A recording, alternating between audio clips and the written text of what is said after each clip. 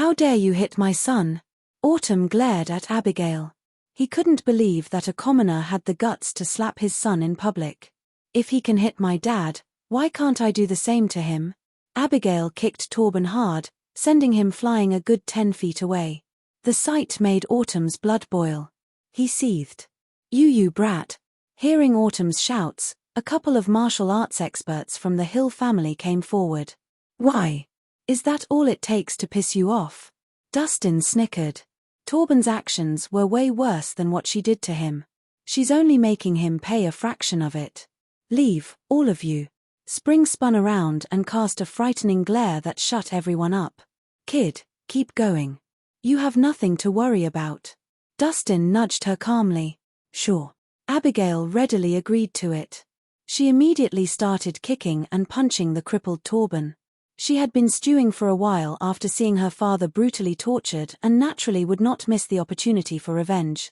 She wasn't worried about offending anyone at all. Is Abigail crazy? She's hitting Torben Hill. She's done for. If the Hills were to take revenge, her entire family would be done for. How rash of her to do that. Mike and the rest of his group were staring at her outburst in fear and shock. The mighty Hill family was not an entity that an average citizen could take on.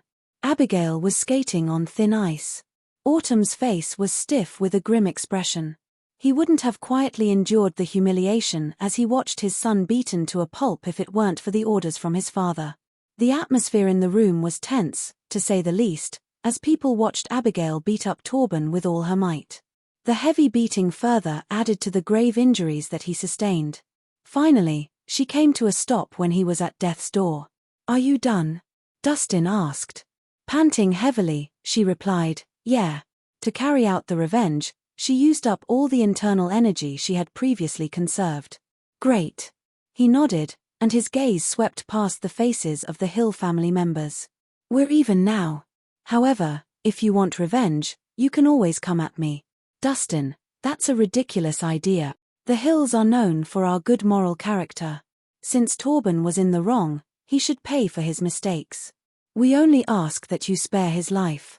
Spring flashed a regretful smile at Dustin. Instead of replying, Dustin punched Torben in the stomach, and the latter let out a scream as a blood-stained silver needle pierced out of his back and hit the wall hard. Thank you, Dustin. Spring bowed to Dustin.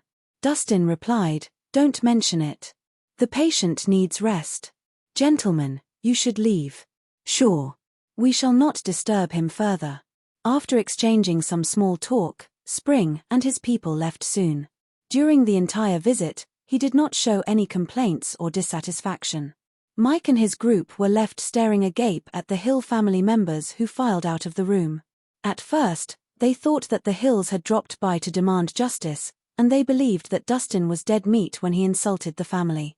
It turned out that the entourage showed up to beg for leniency instead of going for the kill. None of them uttered a word, even when Torben was beaten up. After all, that was Torben Hill, the famed devil incarnate of Millsburg and the son of an elite family. It was absurd to see him beaten up into a pulp like that. They wouldn't have believed that the Hill family had a weak spot if they had not witnessed the scene with their own eyes. The fact that Dustin was the man behind the Hill family's forced submission. They wondered about his origins and viewed him in a new light. Some were shocked, some were curious, a few were fearful, and more than everything, they admired him, for not many in Millsburg had the power to force the Hills into submission. That went to show how remarkable Dustin was.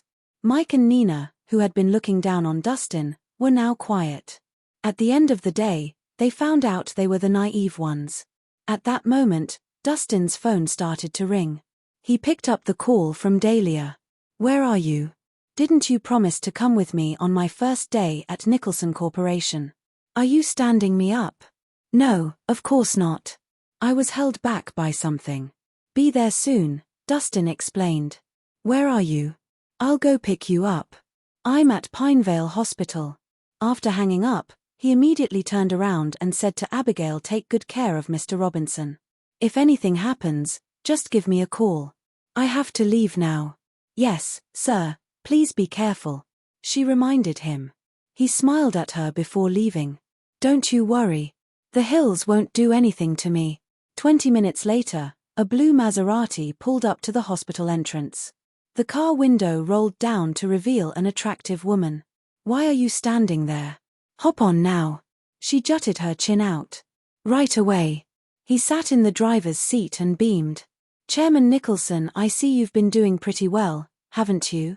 You've got a new car." "Cut that out." She rolled her eyes at him. "I need to talk to you about work. I might run into problems at the board meeting later. You should prepare yourself for that." "Problems? You're the chairman of the group. Who would have the guts to give you problems?" He sounded curious. "I'm an outsider who joined and became a chairman, and I don't have a group of people loyal to me there. It's hard to take control." She shook her head. "Plus, many are eyeing my position. The greatest threat right now is from this guy called Hank Hoffman." "Hank Hoffman? Who is he?" Dustin pressed on. "He's the vice chairman of Nicholson Corporation and a man loyal to Madame Alma, Regulus' first wife, because she has supported his career. He's more advanced than me in terms of his seniority and his connections. Hank has the respect of the whole company, but his reputation still can't rival that of your patriarch, am I right?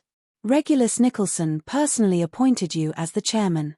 I bet they have to listen to him," Dustin reassured her. She nodded and muttered, "I hope so." They chatted during the drive and soon arrived at the Nicholson Corporation building. The company, worth tens of billions, was well known and reputable in Millsburg. The Nicholson Corporation building was located in the bustling and wealthy prime area downtown. When Dahlia and Dustin entered the office, they made their way to the meeting room. There, they found that the meeting room was packed with senior executives and shareholders. The middle-aged man sitting at the head of the table had a beer belly and a mole at the corner of his lips.